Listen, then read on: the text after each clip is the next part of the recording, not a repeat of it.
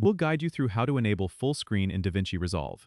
If you find this helpful, consider subscribing and liking the video. First, open DaVinci Resolve on your computer. Once you're in the interface, you'll want to navigate to the top menu bar. Click on the Workspace option. In the drop-down menu that appears, look for the Full Screen Viewer option. Selecting this will allow you to view your video in full screen on your primary monitor. If you want to switch to full screen on a secondary monitor, you can also go to Workspace and then Dual Screen, and choose On if it's not already enabled. This will allow you to extend the full screen preview to another monitor, giving you a larger view area to work with. If you need to exit full screen mode at any time, you can simply press the Escape key on your keyboard, or go back to the Workspace menu and uncheck the full screen option. This feature is particularly helpful when you want to focus on the details of your footage without any distractions from the interface tools. Remember, using dual screen mode can greatly enhance your workflow by separating your timeline and editing tools from the preview window. Don't forget to subscribe and comment if this helped you out.